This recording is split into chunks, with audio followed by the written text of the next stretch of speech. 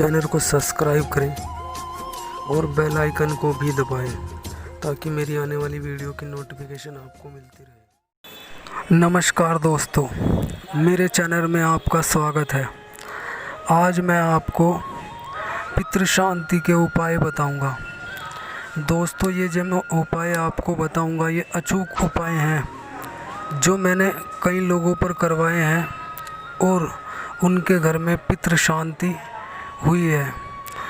दोस्तों, अगर आपके घर में कलेश बन रहा है और बात बात पर झगड़े हो रहे हैं और पैसे का अभाव हो रहा है और संतान सुख भी आपको प्राप्त नहीं हो पा रहा, तो दोस्तों ऐसी परिस्थिति में ज़्यादातर प्रेत बाधाएं होती हैं या फिर पितृदोष होते हैं।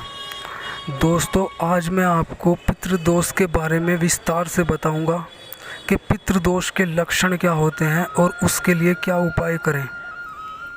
दोस्तों, पितृपक्ष शुरू होने वाला है। इन 15 दिन में प्रत्येक व्यक्ति अपने जीवन को संवार सकता है, क्योंकि इन 15 दिन में पितृलोक से हमारे पितृ धरती पर आते हैं और यदि आप श्राद्ध आदि विधि से उन्हें संतुष्ट कर दें तो श्राद्ध से संतुष्ट पितृ हमें आशीर्वाद देते हैं। इन 15 दिन में यदि हम श्राद्ध आदि क्रिया ना करें तो हमारे पितृ भूखे ही पितृलोक वापस लौट जाते हैं और हमें श्राप देते हैं, जिससे अनेकों प्रकार की विपदाएं हमारे जीवन को घेर लेती हैं और जीवन एक तरह की निराशा से भर जाता है। पितरों के रुष्ट हो जाने पर घर में कलेश जैसी स्थिति बन जाती है। व्यक्ति का अधिकतम विकास रुक जाता है। पितरों के रुष्ट हो जाने से घर में प्रेत बाधाएं उत्पन्न हो जाती हैं। व्यक्ति का सारा धन बीमारियों में ही निकल जाता है। पितरों को संतुष्ट करने के अनेकों उपाय हैं। पहला उपाय, यदि हम कोए की सेवा करें तो हमारे पितृ संतुष्ट होंगे। दूसरा उपाय, पितृपक्ष में श्रीमद् भागवत का पाठ करें और पाठ का दान अपने गोत्र के पितरों के नाम से दान करने से पितृ संतुष्ट होंगे और उन्हें मोक्ष की प्राप्ति होगी। तीसरा उपाय, यदि पितृपक्ष में गरुड़ पुराण का पाठ किया जाए और पाठ के फल का दान अपने गोत्र के पितरों के नाम पर दान करने से पितृ संतुष्ट होते हैं और नरक की यात्रा से बच जाते हैं एवं मोक्षगामी होते हैं। चौथा उपाय, पीपल की जड़ में मीठा जल अर्पित करने से और दिया जलाने से भी पितृ संतुष्ट होते हैं। पांचवा उपाय, कुत्तों की सेवा करने से और मछली को आटा खिलाने से भी पितृ संतुष्ट होते हैं। छठा उपाय, यदि व्यक्ति अपने कुल देवता, कुल देवी या कुल गुरु का पूजन करे तो कुल में उत्पन्न होने वाले सभी पितृ संतुष्ट होंगे। सातवां उपाय, यदि देवी भागवत का पाठ किया जाए और पाठ का पुण्य अपने पितरों के लिए दान किया जाए तो भी पितृ संतुष्ट होते हैं। ऐसे अनेकों उपाय हैं जिससे पितृ संतुष्ट होते हैं। श्रीमद् भागवत गीता के 10वें अध्याय के 29वें श्लोक में भगवान श्री कृष्ण कहते हैं कि पितृ में आर्य माँ, पितृ मैं हूँ। पितृ आर्य माँ को सभी पितरों का पितृ माना जाता है। अत्यधिक केवल आर्य माँ को ही संतुष्ट कर दिया जाए तो हमारे पितृ संतुष्ट हो जाएंगे।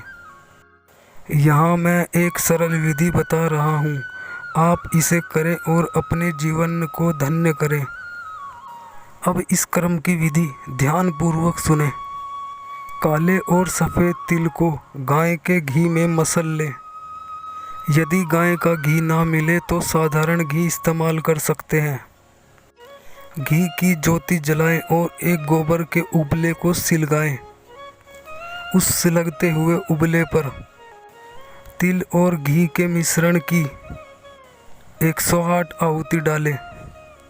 फिर उस आहुति के बाद दही और शक्कर में 5 रोटी के छोटे छोटे टुकड़े मिला लें। अब इस मिश्रण की भी 21 आहुति दें और उसी उबले पे अंत में 5 आहुति घी की दें और 7 बार गंगा जल का छींटा मारें। यदि गंगा जल ना हो तो साधारण जल या किसी तीर्थ के जल का भी छींटा लगा सकते हैं। इस क्रिया के बाद आर्यमान नामक पितृ से प्रार्थना करें कि मेरे गोत्र के सभी पितरों को संतुष्ट करें। दही, शक्कर और रोटी के बचे हुए मिश्रण को अपनी छत पर डाल दें और उसके चारों तरफ 1 लोटा पानी से घेरा गोला बना दें। ऐसा 15 दिन मतलब पूरे पितृपक्ष में करें और अंतिम दिन अपने पितरों के नाम से किसी ब्राह्मण को भोजन करा दें एवं वस्त्र आदि देकर संतुष्ट करें। यदि कोई ब्राह्मण ना मिले तो किसी गरीब व्यक्ति को भी दान दे सकते हैं। अब आहुति देने का मंत्र बहुत ही ध्यान से सुने। ओम आर्य मम आय नमः स्वाहा। मंत्र एक बार फिर से सुने। ओम आर्य मम आय नमः स्वाहा। मंत्र में स्वाहा बोलते समय अग्नि में आहुति देनी है। यदि गोबर का उबला ना मिले तो आप आम की लकड़ी या चंदन की लकड़ी भी इस्तेमाल कर सकते हैं। दोस्तों, यह क्रिया बहुत आजमाई हुई है। मैंने इसको YouTube पर इसलिए डाला है ताकि इससे किसी का भला हो सके। ठीक है दोस्तों, भगवान आपकी मनोकामना पूरी करे। जय माता की। दोस्तों, मेरे चैनल को लाइक करें, सब्सक्राइब करें और बेल आइकन को भी ज़रूर दबाएं ताकि मेरे आने वाली वीडियो की नोटिफिकेशन आपको मिलती रहे।